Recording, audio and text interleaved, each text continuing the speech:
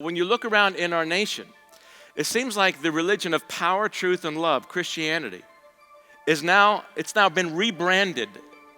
Some of it by what's happening in the media, some of it by what's happening in our own lives. We've rebranded ourselves.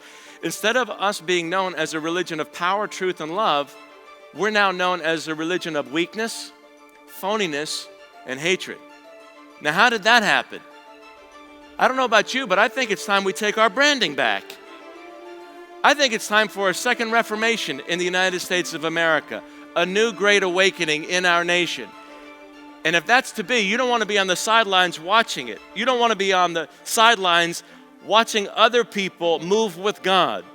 You don't want to hear about a great awakening that's happening out there. You want to be in the thick of the great awakening. And that great awakening needs to happen in your own life, needs to happen in my life, needs to happen in your family, needs to happen in my family, needs to happen in this church, needs to happen in churches around the nation, families around the nation. It needs to happen, not yesterday, but now. It's time that once again we are known for something biblical. We are known for something epic. We are known for something God-sized so that the world looks at us and says, I want what you have. I want who you have.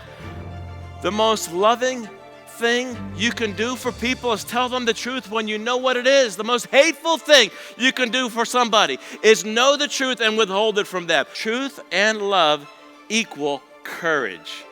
That's the definition of courage, or the qualification, as I like to say it, humble courage, courageous humility.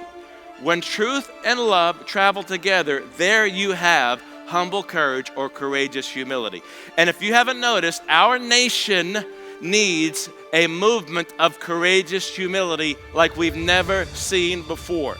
If that movement's going to take place, you want to be part of it. You want to be in at the ground level of a movement of God, a move of courageous humility in our nation. And that movement needs to be characterized by truth on one hand, the Word of God, uncompromising to the truth of God's Word, and delivered with love for the people who need to hear the truth. When truth and love travel together, there you always have courageous humility, humble courage. And that's what you should be known for.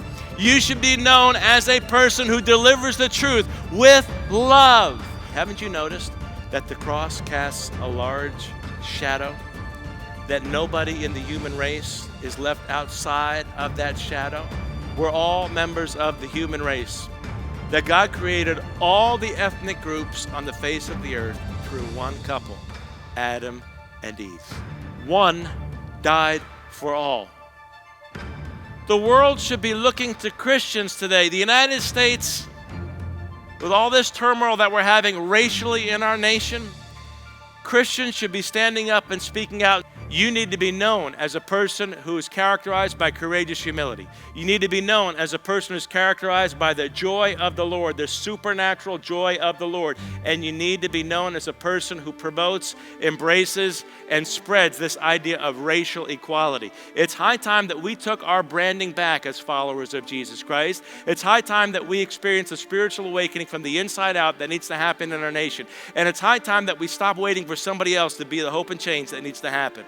Real change begins not in the White House, brothers and sisters. It begins in God's house among God's people.